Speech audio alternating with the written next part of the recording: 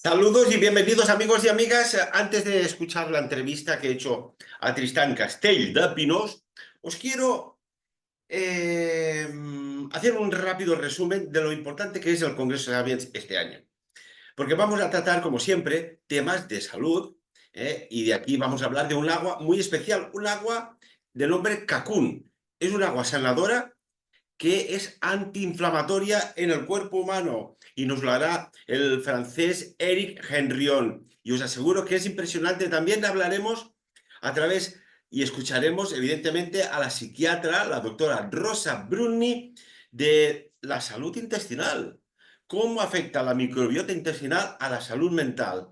Consejo muy importante que os doy, que hay que escucharla.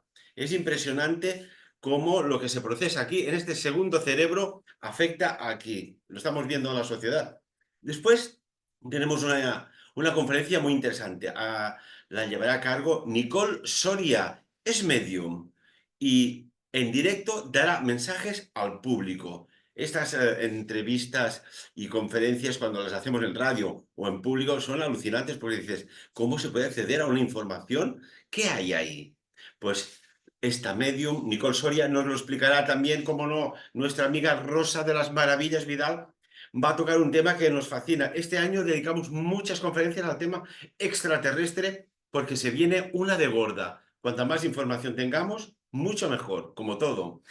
Y nos hablará de las 57 especies que están entre nosotros y que están catalogadas por el ejército norteamericano. ¿Estamos preparados para una información sorprendente? Pues ya veréis cómo nos lo explicará Rosa de las Maravillas Vidal. Ya se mueven los fenómenos paranormales, es alucinante. Después, una entrevista que realizamos aquí en Sabin y fue censurada por la información que se aportó tan sumamente interesante. Pues Antoni Cristófor, una vez más y gustosamente, viene a explicarnos lo que explicó en la radio.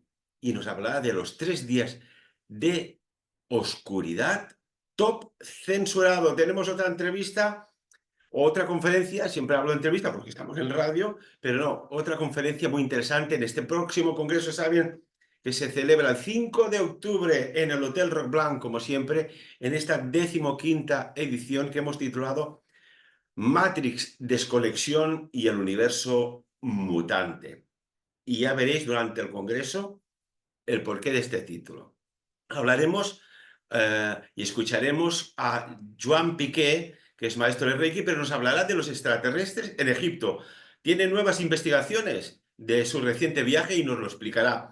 También tenemos, como no, a Tristán Castell de Pinós, los dos profesores y el profesor Felipe Botalla, para hablarnos de su libro realizado, investigado, elaborado conjuntamente sobre el secreto oculto de Montecassino durante la Segunda Guerra Mundial. Es impresionante, ¿eh? Es impresionante. Seguidamente, también Tristán Castell de Pinós nos hablará de Nostradamus, las cuartetas secretas y el oro templario y otras investigaciones que tiene que son alucinantes. Preparaos, Tristán Castell de Pinós. Después nuestro amigo, colaborador y ufólogo Arthur Oms nos hablará de fenómenos paranormales extremos extraterrestres. No todo es oro lo que reluce. Ya veréis, impresionante. Y también para finalizar el evento tenemos dos conferencias también muy potentes. Una a cargo de Carles Torà, el conocido como Mr. Raptalia, nos hablará de Uruzdaur, la técnica Anunnaki de transmigración de almas entre cuerpos. Y esto es algo que es muy serio y que ya veréis, os dimos un flash en la radio y lo tendréis en directo. Y para finalizar tenemos, bueno, un gran contactado como es Sixto Paz Wells, que nos hablará del contacto extraterrestre y atención, al día siguiente va a hacer una meditación de contacto con una nave extraterrestre. Impresionante. Y ya sabéis que de allí, de la primera concentración que hubo, de grandes periodistas, salieron grandes investigadores en este campo.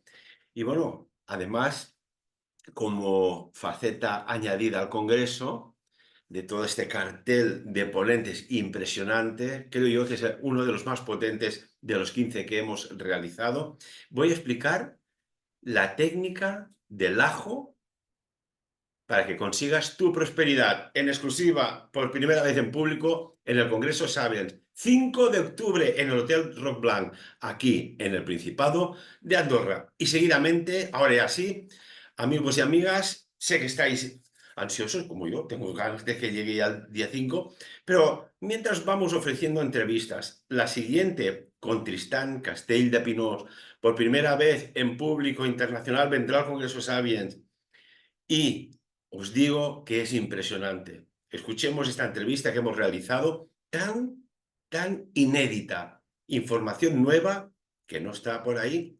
Como siempre, sacan vuestras propias conclusiones y aún quedan plazas, aún quedan localidades para que vengáis al Congreso. Os lo animo, porque hay cosas que no se pueden hacer a través de pantalla. Hay que vivirlas in situ. Como siempre, os espero. Vamos allá. Financera d'Assegurances patrocina Sapiens, un programa de recerca, d'anàlisi i neodivulgació, dirigit i presentat per Ferran Prat. Congrés Sapiens 2024. Titulat Matrix, Desconnexió i l'univers mutant. Amb les conferències de Sixto Paz Wells, Ferran Prat, Tristán Castell de Pinós, Felipe Botalla, Nicole Soria, Medium, Rosa de las Maravillas Vidal, Antoni Cristòfor, Rosa Bruni, Joan Piqué Artur Oms. i Carles Tora. Congrés Sapiens 2024, dissabte 5 d'octubre a l'Hotel Roc Blanc. Salutacions, saludos, benvinguts, bienvenidos a este nuevo Sapiens. Tengo que daros las gracias, Jamás me hubiese imaginado que la radio a través de internet hubiese llegado a lugares tan perdidos en mi geografía mental que me quedo alucinado. Pues que si esta conexión, que si esta canalización, hombre, si es que lo que sale por una antena o lo que va por internet llega a todas partes. Un día os desvelaré el misterio del océano Atlántico. De momento no me dejan, Y vaya, si lo digo, la que se lía. Y saludamos al profesor Tristán Castell de Pinós. Profesor, bienvenido al Sapiens. Y esperando el Congreso a toda velocidad. ¿Qué ganas tenemos? Es que además es un congreso para compartir, para aprender, para escuchar, para ver, cosa que la radio de momento no nos ofrece, se nos escucha pero no se ve, al menos intentamos hacer alguna cosita visual, pero bueno, es así, y claro que ves la persona, cómo se mueve, cómo se expresa, cómo siente, la energía que emite, es que no es lo mismo verlo en directo que verlo a través de la pantalla del ordenador. Y lo digo por experiencia. Y cuando me dicen, es que lo haréis online, no, el Congreso hay que vivirlo. Es así, ¿no? Bueno, yo creo que aparte para nosotros será muy gratificante podernos encontrar con todos nuestros oyentes y de alguna forma tenerlos en presencia, que también nosotros nos gusta conocer a quienes de algunas siempre comparten, muchos de ellos comparten sus opiniones, sus criterios. Y esto será pues un momento de encuentro que a mi forma de ver será maravilloso. Que además, lo comentábamos antes de entrar en antena, Tristán, hay muchas personas que desean de todo corazón que hagamos un taller conjuntamente y que pienso que puede ser alucinante, muy enriquecedor y muy sanador. Cuando juntas conocimiento y seriosidad, esto es de lujo, ¿verdad? Bueno, esto lo haremos seguro, O sea que ya casi podemos decir que en el momento en que tú y yo sintamos que hay esa sinergia especial, y también hay otra cosa muy importante, el tiempo, tal y como evolucione, no tan solo en el tiempo estacional, sino en el tiempo, digamos, de la secuencia histórico-política, también nos favorecerá entrar en un momento que sea más sanador o más transformador. O sea que estaremos muy atentos a todo lo que vaya pasando después del Congreso. ¿Tú nos consultas tus cartas mágicas que busquen día, fecha? El lugar ya lo ponemos nosotros y esto va a ser alucinante. Y tanto que sí. Bueno, profesor Tristán, ¿de qué quieres que hablemos hoy? Porque hay tanta actividad y sé que estás haciendo un trabajo de investigación sobre Nostradamus, que, atención amigos y amigas, esto nunca se ha dicho, no está escrito, pero estaba y nos lo explicarás en el Congreso. Y no avanzamos más, ¿no? Sí, no. No quiero avanzar más para que haya una cierta sorpresa, que la habrá, ¿eh?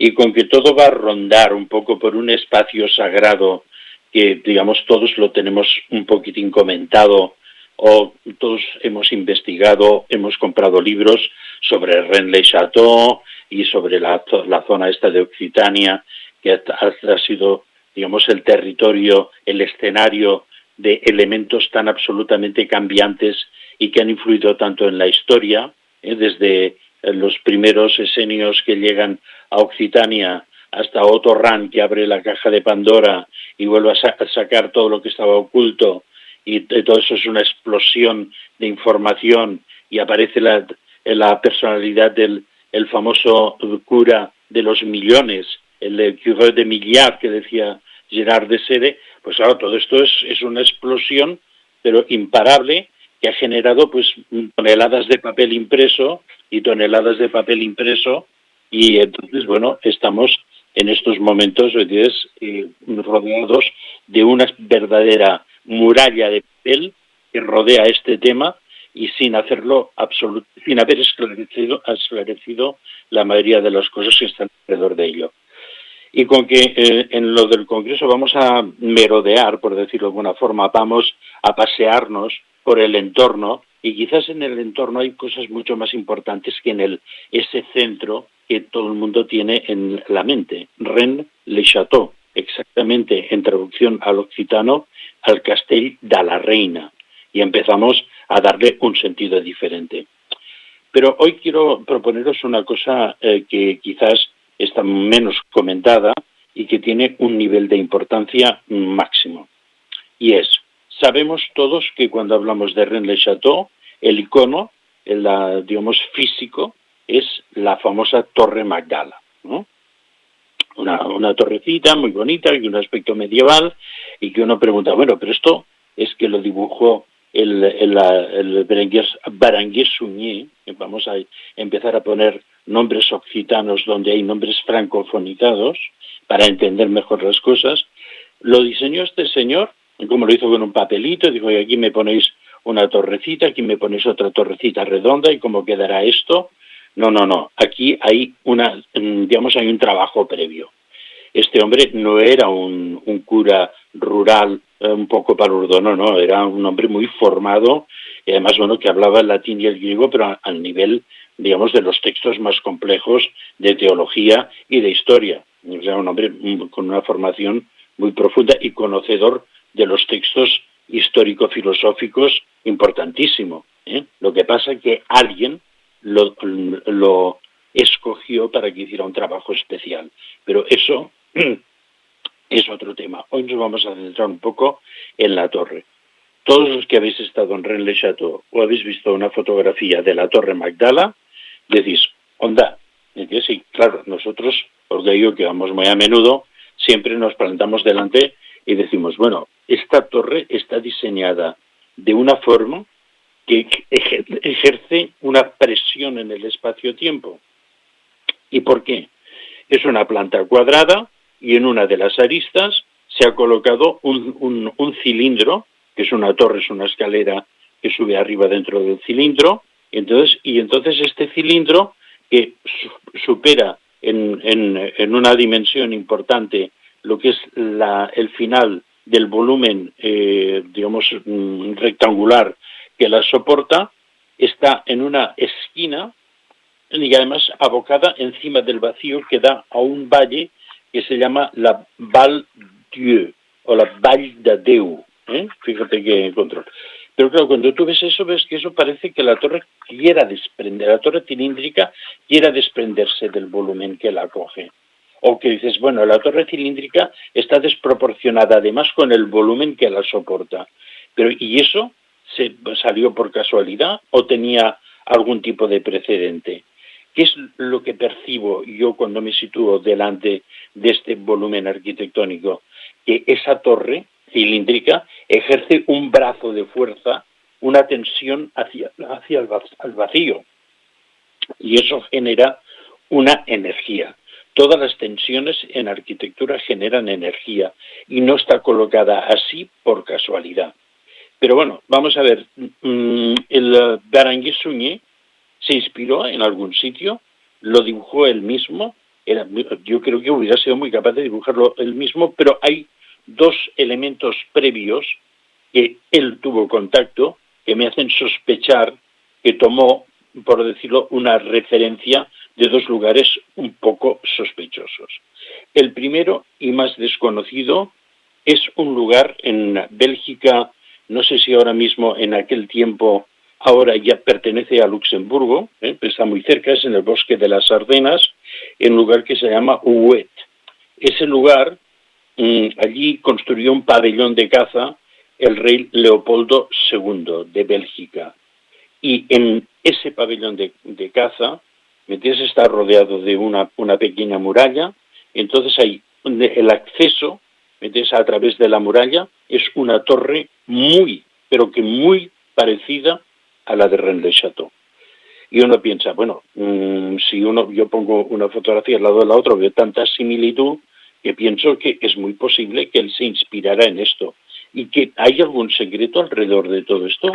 Pues sí que hay más secretos, porque el Berenguer Suñé, que es un hombre que manejó muchísimo dinero porque encontró no sé qué, no sé cuántos, que ahí iremos entrando también cuando hablemos en el Congreso, resulta que hizo inversiones en el Congo. Inversiones que compartió con una persona que va a salir después involucrada en el siguiente tema.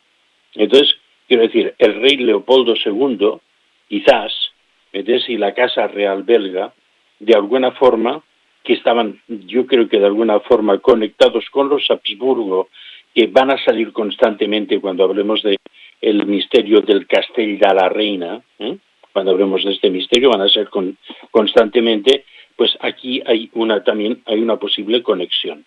Y es más, cerca, un poco más, digamos al norte del bosque de las Ardenas, hemos de pensar que ese bosque de las Ardenas es un lugar muy mágico. Ahí está donde la abadía de Orval, que vamos a hablar en el Congreso también, están otros lugares. Ahí se desarrolló en la Segunda Guerra Mundial la batalla de las Ardenas, que estuvo a punto de frenar todo el avance aliado hacia Alemania. Permíteme, Tristán, ahora que hablas de las Ardenas o las Ardenas, es verdad, en la Segunda Guerra Mundial, cuando había la trituradora de la avalancha soviética, dirección ya había entrado en Polonia, se lanzan a hacer el ejército de la Alemania de Hitler un ataque con una carga brutal de hombres y tanques sin soporte aéreo, con objetivo de romper las líneas aliadas de Occidente, es decir, americanos, ingleses, franceses, etcétera, que no llega a buen puerto. Y yo siempre me he preguntado, ¿fue un ataque erróneo o es que hicieron una incursión para buscar algo y ahí se paró? Siempre he tenido esa duda. Hablaremos de que Orval, que está en el centro de las Ardenas, es uno de los lugares mágicos, Es una gran abadía benedictina, sufrió mucho también durante este tiempo y tiene una historia muy profunda. Fue fundado por Matilde de Canossa, o Matilde de Toscana, y además hay toda una serie de leyendas alrededor de la fundación de este monasterio. Allí es donde Matilde de Canossa le dio el poder y la fuerza a Godofredo de Bouillon, que fue el que, digamos, realmente hizo la primera cruzada con éxito militar a Tierra Santa. O sea, hay muchas cosas. Y hay muchas cosas cerca que también hablaremos y cuando lleguemos al Congreso las vamos a tocar, ¿no? Y por lo tanto, esta batalla de las Ardenas, aparte de que uno de los artífices de todos los movimientos militares de las tropas del Tercer Reich fue Otto Skorzeny, que era el hombre que hacía todos los milagros posibles, el que rescató a Mussolini y tantas otras cosas, ¿no? Y él mismo fue el que creó un poquitín la dinámica de cómo se tenía que combatir En lugar de hacer un combate abierto, hicieron como una especie, digamos, de guerra de guerrillas muy bien organizada dentro de los bosques de las Ardenas, que son inmensos y que es muy difícil también para los carros de combate, vehículos militares pesados, atravesar esa zona, ¿no? Pero esto es un tema que un día quizás comentemos con Felipe, porque se reúne, digamos, el hecho militar con el hecho mágico también, algo parecido como lo de Monte Cassino, ¿no? Sí, sí, te lo iba a decir. Esto tiene, no sé, la misma extraña fragancia que Montecassino, y tanto que sí. Sí, ni más ni menos, y creo que valdría la pena. Lo vamos a hablar cuando estemos por ahí juntos. Pero además en este bosque de las Ardenas hay otra cosa que es absolutamente flipante.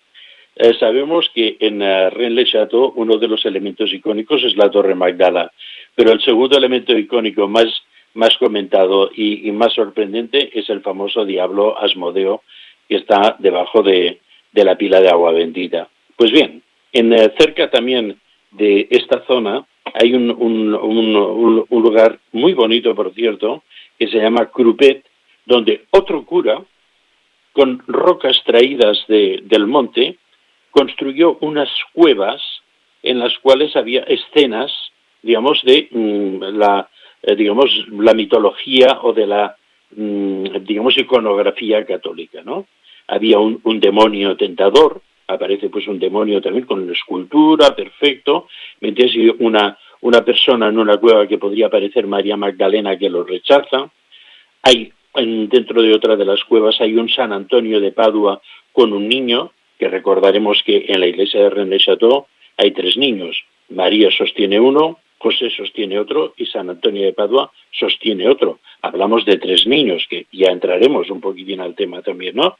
Y todo eso, además, hay otro demonio que es vencido por un ángel, también totalmente con la piel roja y con un aspecto, digamos, muy feroz, muy parecido, digamos, al Asmodeo. Y claro, uno piensa que quizás Berenguer Suñé estuvo en esta zona y tomó elementos de uno y otro lugar. Y esto me parece muy interesante porque es algo muy poco comentado, o casi nunca comentado. Pero ¿de dónde sale la Tour Magdala, la Torre Magdala? La inspiración, digamos, más fuerte y con una segura y documentada presencia de Berenguer Suñé pues sale en Gerona. ¿Y qué había en Gerona que le interesaba tanto a Berenguer Suñé?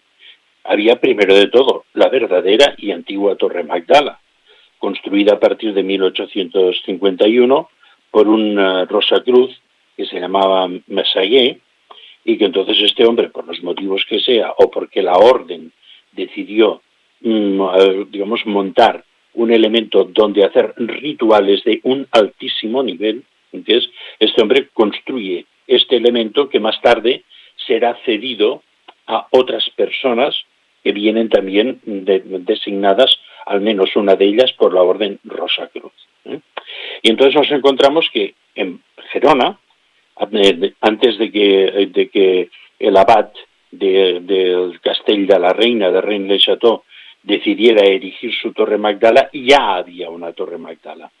Es muy curiosa, la Torre Magdala de Gerona estaba por una parte pegada a la muralla externa de Gerona, pero la sobrepasaba en altura de tal forma de que la parte somital de la Torre de Magdala de Gerona prácticamente está enrasada por la parte de arriba con la parte superior de la Catedral de Gerona. Es decir, que quizás era uno de los edificios más altos, descontando lo que es la torre frontal de la Catedral de Gerona. ¿Y por qué estaba allí esto? ¿Por qué estaba allí? Por 2 cosas. Una, porque ahí hay una puerta del espacio-tiempo. Y eso todos los que hemos estado allí meditando, incluso ahora que ya no existe, notamos que hay una vibración distinta. Y ahí se han producido una serie de eventos que mucha de la población de Gerona, sobre todo en los años 50, 60, pues fueron testigos, ¿no? Y entonces, esta torre, además, estaba construida sobre una losa de piedra que ellos le llamaban, había un círculo secreto alrededor de la existencia de esta torre y de los misterios de Gerona, es que son lo mismo, ¿no?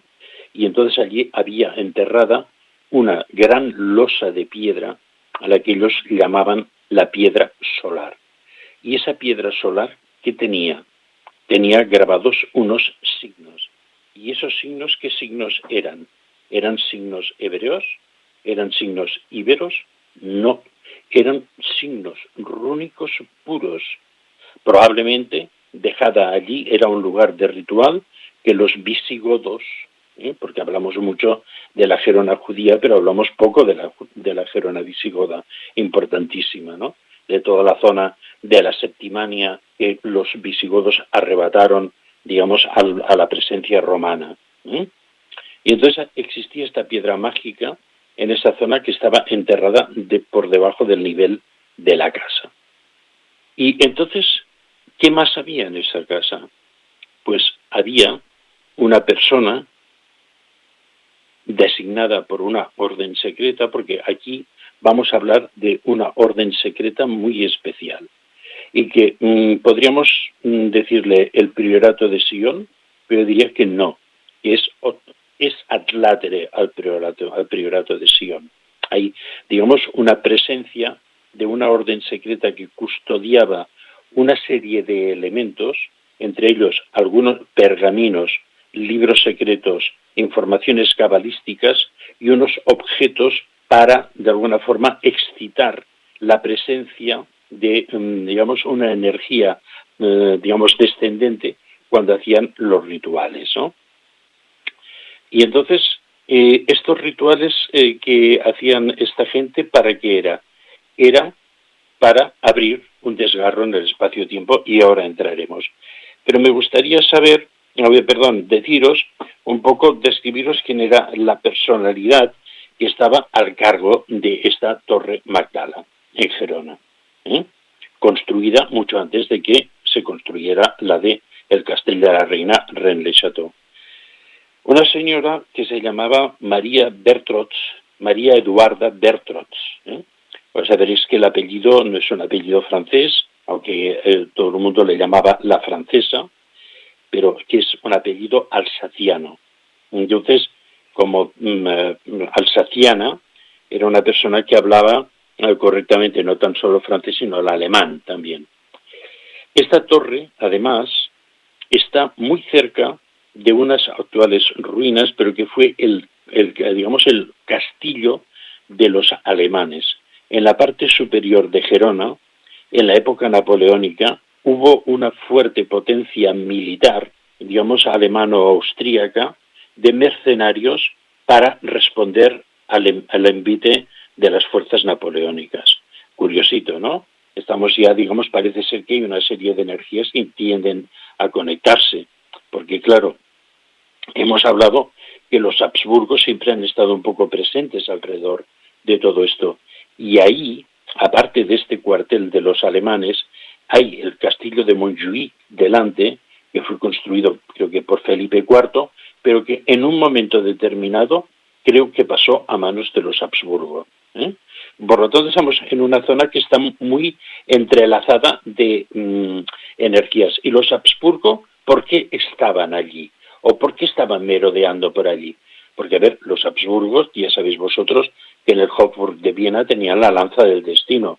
Pero claro, necesitaban encontrar los otros elementos del ritual. Y este ritual, ¿dónde estaba escondido? Estaba escondido una parte en la instalación visigótica del Castell de la Reina, el castillo de la Goda, y en otra parte estaba en Gerona. Y entonces la parte del castillo de la Goda, que era el castillo actual de Rennes-le-Château, que todavía está pues en pie, y creo que recientemente me han comunicado que se ha vendido, no sé si a una sociedad, y no sabemos exactamente qué es lo que se va a hacer allí. Pues en estos sitios había, digamos, los vestigios de los mismos rituales godos. Aquí tenemos ya una confirmación arqueológica que debajo de la torre Magdala de Girona había la piedra solar con los signos rúnicos, y no sabemos exactamente. Alrededor de Rennes-le-Château hay una movida de documentos y de pergaminos, algunos de ellos se han falsificado o se han sustituido por los verdaderos pergaminos que había allí, ¿no? Y entonces, ¿cómo conectamos, entiendes, esta Gerona con el castillo de la reina y Berenguer-Sonier? A través de el antiguo abad que estaba al cargo de la iglesia de Rennes-le-Château y que era el confesor de la María de Hables de Opul, María de Negre, ¿ves? Y que esta fue la que le transmitió al abad Bigou, que se llamaba, todos los secretos que son la activación de un ritual de estimulación del espacio-tiempo y por lo tanto una puerta de penetración en otras realidades. ¿Y qué pasó? Cuando llegó pues la República Francesa, obligó a todos los sacerdotes a asumir, ¿me entiendes?, por encima de la obediencia al Vaticano, la obediencia a la República. El abad Bigou se negó y entonces tuvo que huir de la zona y entonces ¿dónde pasó el abad Bigou? Pasó a Cataluña. ¿Y se escondió dónde? Se escondió en una masía que estaba al lado de una ermita románica muy importante que se llama el Santo Sepulcro de Palera. Y todos estos elementos rituales fueron llevados allí. Y entonces quiero hacer aquí un pequeño paréntesis para hablar un poco de mi experiencia.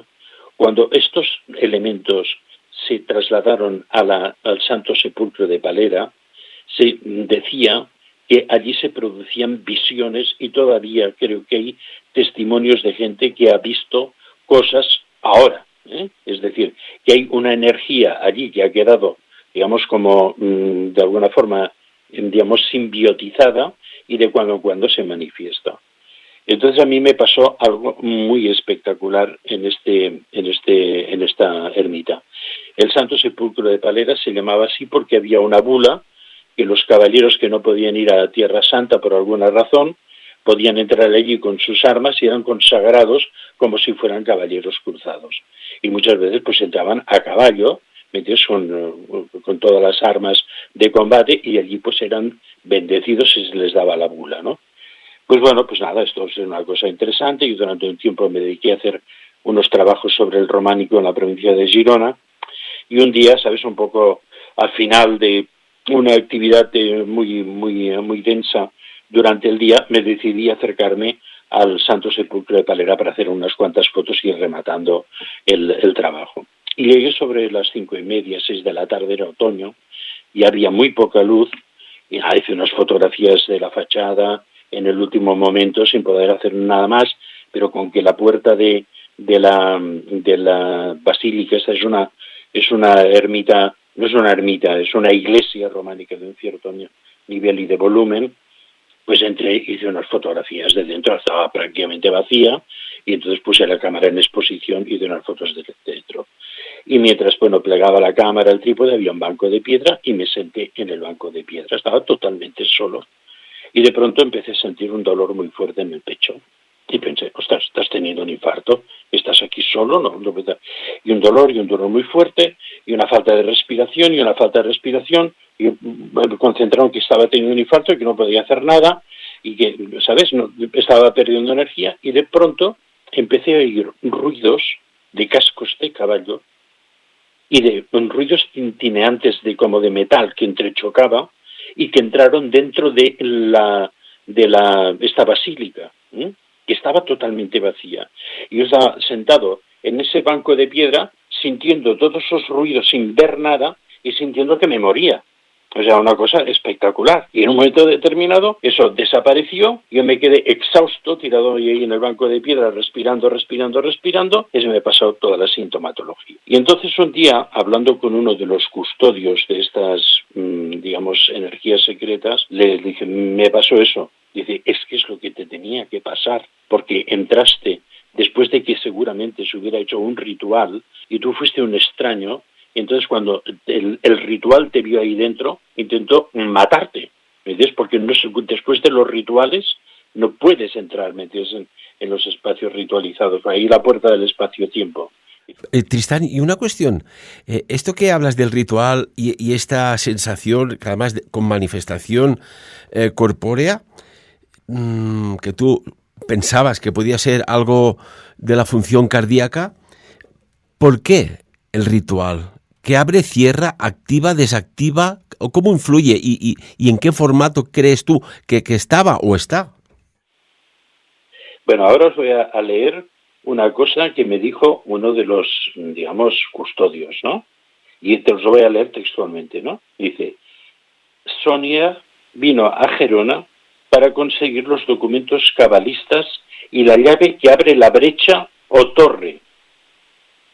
A través de estas texturas se abre más allá te transportas más allá de las 4 dimensiones de este planeta.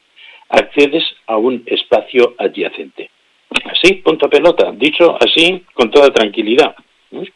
Es decir, en estos lugares sagrados, vamos a hablar, lo que se hacen realmente es, digamos, abrir las puertas del espacio-tiempo. Entonces, digamos, se precipita otra dimensión pasado-futuro y entonces puedes tener las experiencias que tú quieras, ¿no?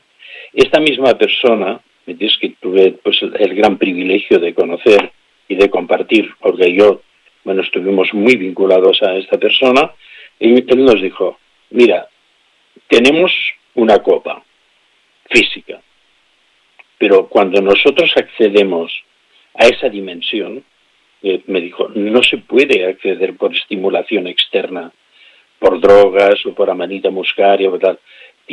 O sea, es un proceso de depuración tan largo que los participantes en la ceremonia, porque si no, no podrían soportar, porque lo que te pasó a ti es que chocaste con una energía que tú no estabas preparado para soportar, te hubieras podido morir, ¿entiendes?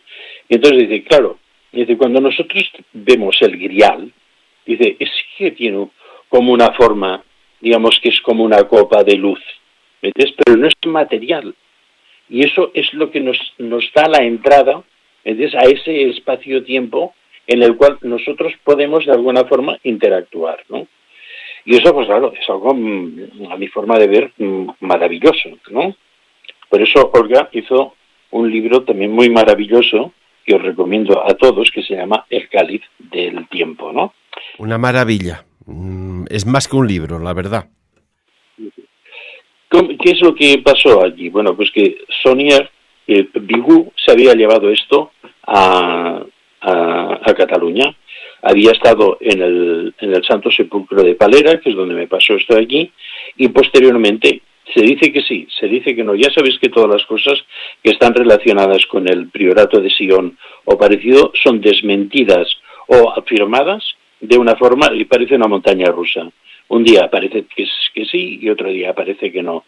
Los famosos autores del libro que yo recomiendo a todo el mundo también, de la revelación de los templarios, Lynn Pignet y Clive Prince, gastaron una cantidad de energía para intentar demostrar que lo del priorato de Sion es todo falso.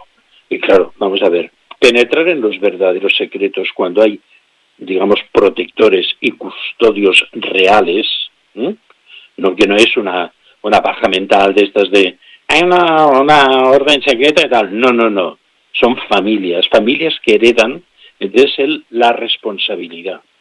Y yo, pues, con que he tenido la inmensa suerte de estar al lado de una de esas personas, ¿entiendes? Y que para tanto para Olga como para mí ha sido un privilegio de la vida, pues sabemos perfectamente que el secreto es el secreto y de ahí no sale. Y ojo, que si sale, te juegas la vida, ¿eh? Aquí sí que no hay tonterías.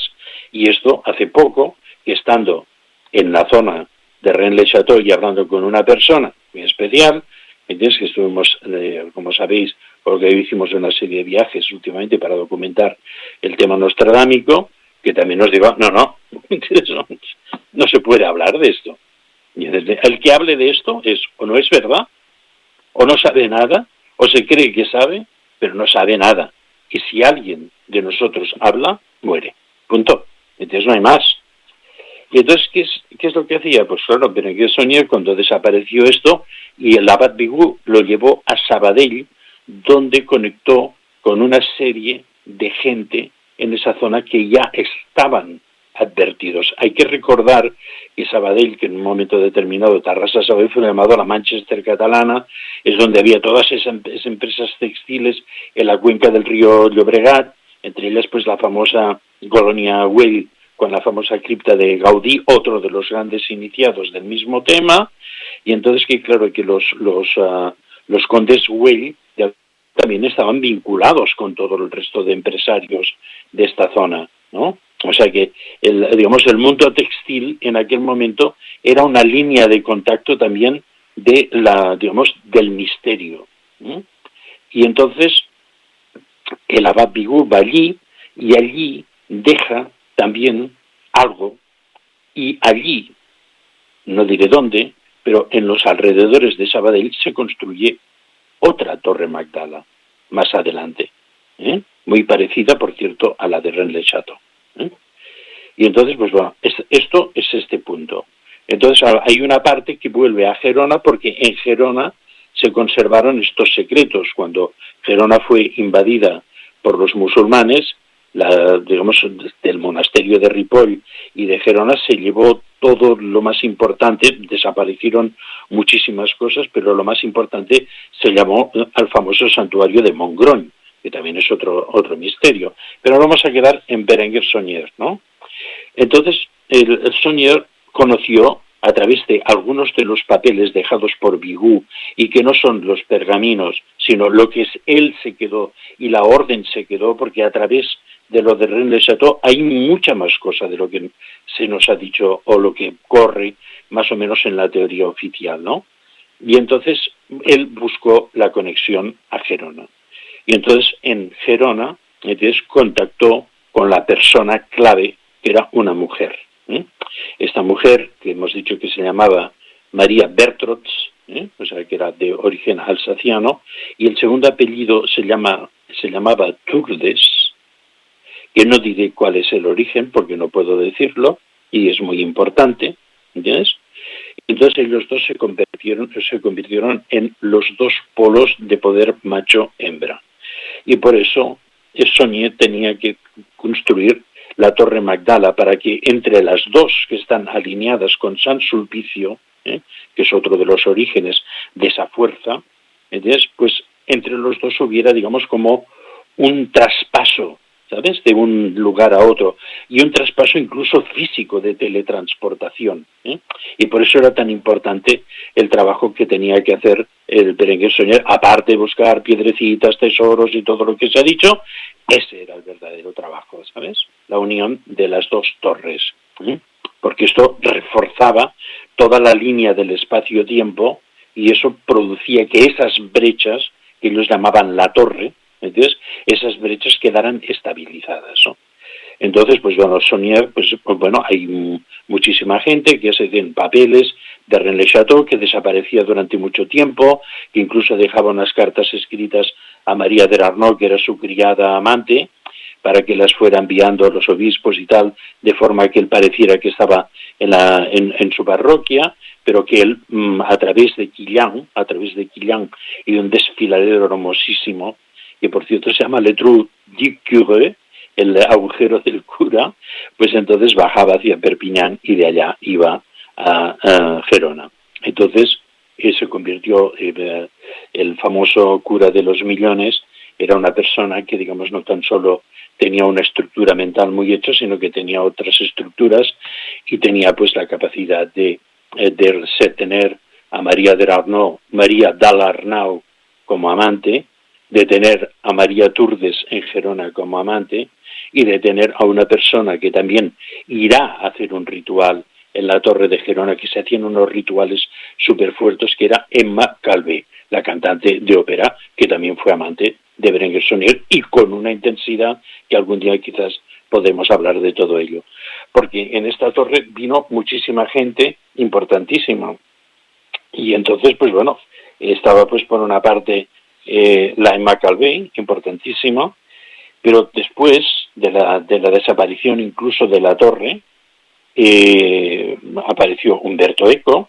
Umberto Eco, también atraído por los mensajes de todo lo que había ocurrido en Gerona y la importancia que había, no tan solo cabalista, sino de otro nivel en Gerona, antes de escribir su famoso libro El nombre de la rosa, que por cierto, el monasterio que aparece en el nombre de la rosa, de la cumbre de la montaña perdido, él fue inspirado porque uno de los custodios lo llevó a Sant Pere de Rodes a ver el amanecer y quedó tan impresionado, entonces lo traspasó, digamos, al contexto de su libro también. Estuvo también Jean Cocteau, un personaje que se ha visto muy ligado con las historias del Priorato de Sion, como ser uno de los últimos grandes maestros conocidos del Priorato de Sion. Y después, lo que no se dice mucho, estuvo Howard Hughes. Howard Hughes era un personaje interesantísimo y que además no era un tontito, que se ha dedicado solo a hacer avioncitos y a ganar dinero, sino que tenía otros intereses. Howard Hughes también visitó y buscó los vestigios del ritual.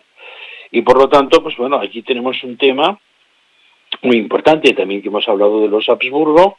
Hemos de pensar que la duquesa de Chambord fue en el principio cuando Berenguer Saunier va al Castell de la Reina y coge su parroquia, que está destrozada, pero que es un lugar donde hay muchas cosas ocultadas. La duquesa de Chambord es la que le da una cantidad importantísima de dinero para que empiece las excavaciones y los trabajos de encontrar todos los elementos rituales que puedan haber quedado en la iglesia y en los alrededores de la iglesia. Pero hay que recordar que la duquesa de Chambord, al igual que María Antonieta, que también hablamos en su tiempo, eran de familia Habsburgo también, ¿eh? Y esto llegará hasta nuestros días, ¿no? Pues entonces, bueno, este es el gran tema, ¿no? O sea, hay una situación que precede a todo lo que tenemos en la cabeza cuando vamos allí a Rennes-le-Château, el Castell de la Reina, que vemos la Tour Magdala, no sé qué, la Villa Bretania y no sé qué. Hay algo que lo precede, y lo precede es esta sociedad secreta, que entre ellos le llamaban la sociedad. Y quiero citar de paso algo muy interesante, y es que por comunicación directa de una de esas personas que yo tuve la suerte, y Olga, de compartir, entonces esto hasta donde nos dejaron, porque ellos tienen clarísimamente dónde está la línea roja, ¿eh? O sea, no pasas, punto, ¿eh? Que uno de los grandes personajes de la sociedad y del Priorato de Sion en Barcelona era el poeta Salvador Espriu, ¿eh? Y entonces, bueno, ahí queda, pues eso es el testimonio de ellos, y yo no puedo decir nada más al respecto, pero que el testimonio de ellos era este, ¿no? Mientras tanto, apareció otro personaje por el medio, un tal Roger Mathieu, que merodeó a la María Turdes, que también era una mujer que le gustaba mucho estar acompañada, y mientras estaba solita, porque hay una carta de ella, hay correspondencia entre los dos, entre Berenguer Saunier y la María Turdes, además hay, digamos, con unos trazos muy cariñosos, ¿eh? Que ella decía siempre que cuando él se iba se encontraba terriblemente sola, hasta que volvía a Gerona, ¿no? Y es que además que parece ser que durante ese tiempo, digamos, 14, 15 años, pues fueron las idas y venidas del abad, de l'abbé, que dicen los franceses, de Rennes-le-Château, fueron, digamos, muy frecuentes a Gerona. Pero mientras tanto apareció un relleno, un señor sí francés, que curiosamente tenía una casa en Llançà. ¿Y qué es Llançà? Llançà, que viene de llança, ¿no? En catalán, ¿sí? ¿Sí? ¿Es así? Vale. ¿Llança de lanza o llançà del verbo lanzar? No, de llança. Llança. De hecho, la lanza se llama así porque se lanzaba. Era un arma arrojadiza. Y entonces, ¿qué hay en el escudo de Llançà? Pues en el escudo de Llança no hay ninguna águila, no hay ningún león, no hay ninguna flor de lis, hay 3 lanzas, una por cada cruz en el Calvario. ¿Y qué pensamos y qué se dice de que había en Llança? Que en algún momento importantísimo, hubo la lanza de Longinos allí. ¡Wow! ¡Qué fuerte! Sí, esto lo hablaremos más extensamente. ¿Y por qué allí estaba el castillo de Kermanshah? Que tampoco es una tontería. Pero ¿qué más había allí? Estaba Sant Pere de Rodes, donde se activaba el ritual del espacio-tiempo, ¿me entiendes? Del espacio-tiempo, usando una copa. Yo no he dicho que el Grial sea una copa jamás, pero usando una copa, porque mucho antes de la Santa Cena y mucho antes del ritual cristiano, en los rituales cabalísticos, de magia cabalística, ya se utilizaba elementos punzantes, o dagas, o espadas, y copas.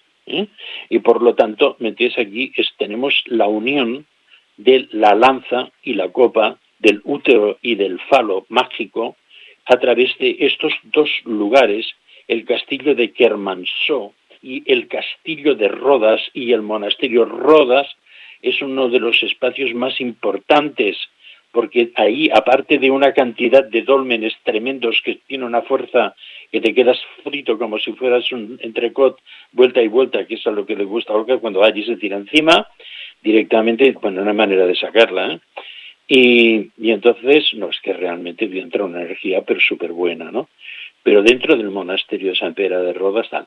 Pero claro, Sant Pere sí que es cierto que el Golfo de Rosas se llama así porque los griegos que vinieron allí no eran focios como los que vinieron a Ampurias y un poco más abajo, sino que venían de la isla de Rodas, que también recordemos que la isla de Rodas, pues bueno, es donde estaba el famoso coloso de Rodas y otros elementos míticos que tendríamos que traer a colación, ¿no? Pero que el significado oculto de Sant Pere de Rodes es pietra rota mundi, la piedra donde el mundo gira, donde se transforma, que era el ritual que activaban con la lanza también de Longinos, que volveremos a ella, hemos hablado muchas veces de todo esto. Pero yo os quisiera decir, ahora que estamos hablando de los rituales. Permíteme antes de que me olvide, Tristán, cuando hablas de la isla de Rodas, hay algo que yo ahora ya no tanto, pero hubo un montón de meses que me pasaba en mi tiempo libre buceando, pero no de forma física, sino de forma virtual, por el Mediterráneo, con el Google Maps. Y recuerdo que en la isla de Rodas, cerca, hay algo tan extraño que es una línea perpendicular dentro del agua, y recuerdo que habían como pequeños restos arqueológicos. Algo muy, muy curioso, la verdad. O sea, esa isla allí era un enclave muy estratégico. Perdona, el inciso. Sigue. No, muy bien, porque aparte esto nos liga con la isla de Malta. A ver, uno de los lugares, digamos, de retiro de sobre todo de los caballeros del Santo Sepulcro, después de la pérdida de Jerusalén, antes de que Ricardo Corazón de León lo volviera a recuperar, pues fue retirarse a la isla de Rodas o a la isla de Malta, en la que se conserva ahora pues la Orden de Malta potentísima.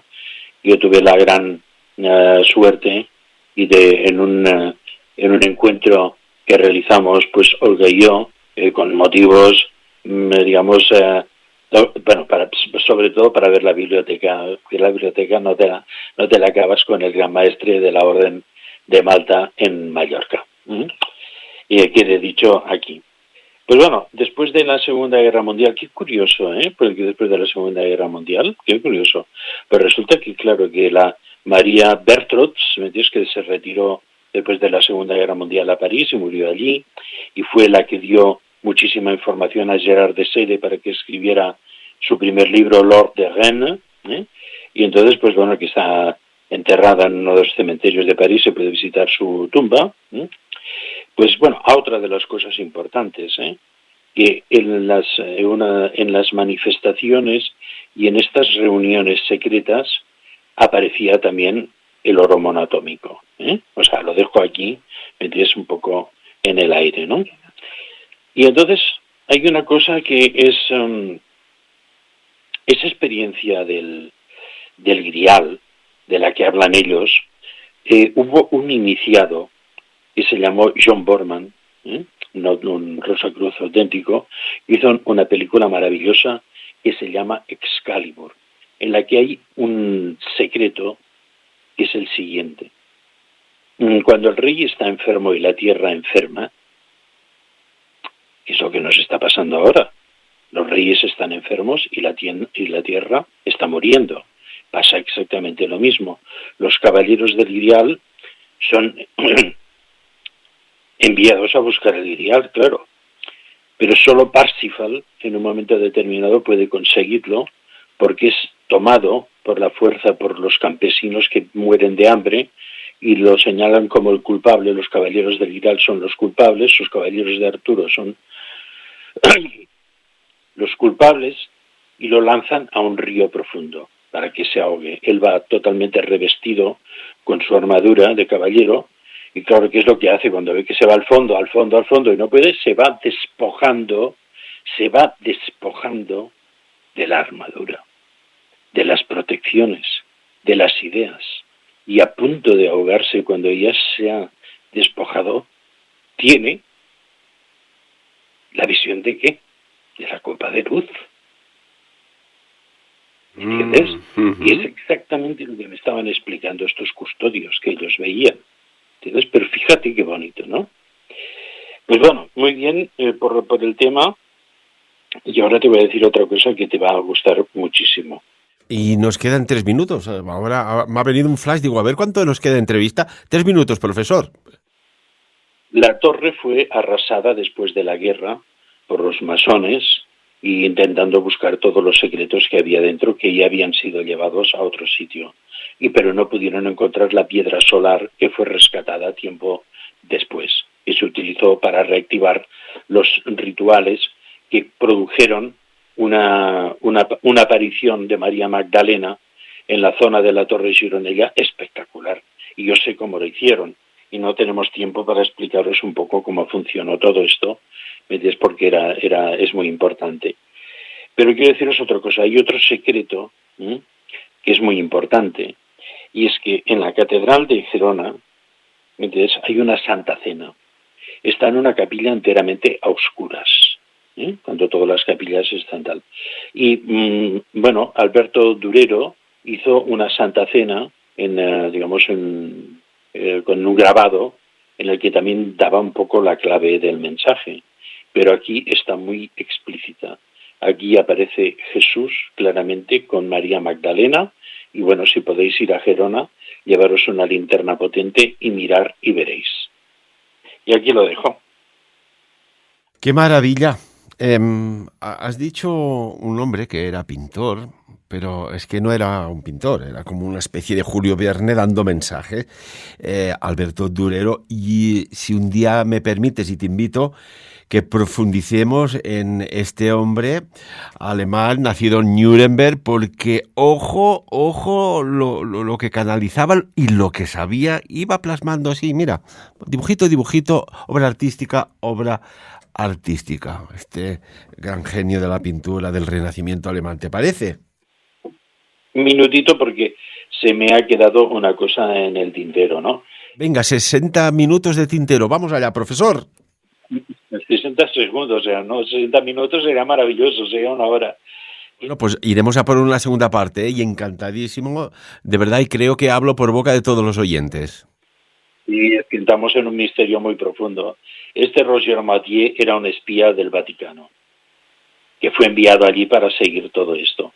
Y no se supo quién era el Roger Mathieu hasta que murió en 1940 y le hicieron un funeral con todos los honores en el Vaticano. Entonces este fue uno de los que estuvo, había más gente implicada en todo esto. Pero quiero decirte que quiero terminar para que sepáis, porque ya que lo había mencionado y que estaba en Llançà, el lugar de la lanza, cerca del castillo de Kermansol, que es donde se había conservado, y cerca de Sant Pere de Rodes, era otro de los que husmeaba todos los misterios estos, ¿sabes? Pues bueno, pues así lo dejaremos, ¿no? Y estos me dijeron una vez una cosa que os la voy a decir, así como una despedida. Y dijeron, Sion, las letras, la primera es Set, la segunda es Isis, la tercera es Osiris y la cuarta es Neftis, Sion. Ahí queda. Caray, me has hecho ahora recordar el nombre de Israel, ¿no? Isis, Ra, Dios Ra, el Dios El. Vete tú a saber qué hay detrás de todo esto. Impresionante, profesor, como siempre. Bueno, pues espero que os haya ayudado a coger otro punto de vista sobre el tema del Castell de la Reina, y que está encima de un pueblo que se llama Cuixà, porque era el castillo donde realmente los duques, digamos, de la Joyers ejercían el dret de Cuixà, por cierto. Y el dret de Cuixà, para los que no saben lo que es, ¿cómo lo podríamos decir? El derecho a la Cuixà, ¿cómo se dice en castellano Cuixà? ¿Pierna? Derecho de pernada, sí. Ahí, derecho al chum chum. Matrimonio de plebeyos, el duque tenía el privilegio, digamos, de cubrir por primera vez a la doncella, con lo cual también se producían de cuando en cuando muchos hijos naturales de los duques, de los príncipes y de los reyes. El dret de Cuixà o el derecho de pernada. Y es lo que da origen a esto.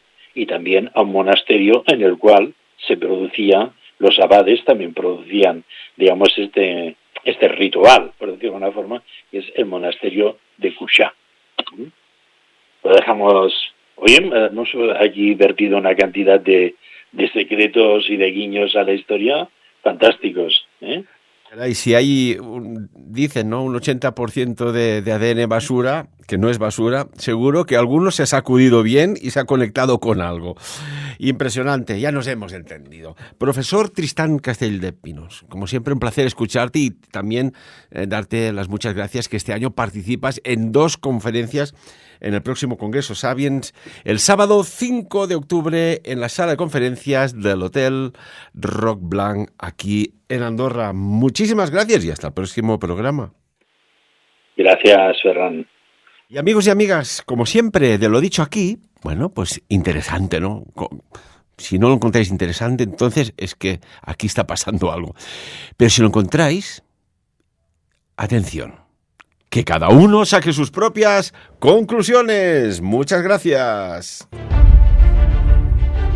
Congrés Sapiens 2024. Titulat Matrix, desconnexió i l'univers mutant. Amb les conferències de Sixto Paz Wells, Ferran Prat, Tristán Castelldepinós, Felipe Botalla, Nicole Soria, Medium, Rosa de les Meravilles Vidal, Antoni Cristòfor, Rosa Bruni, Joan Piqué Artur Oms. i Carles Tora. Congrés Sapiens 2024, dissabte 5 d'octubre a l'Hotel Roc Blanc.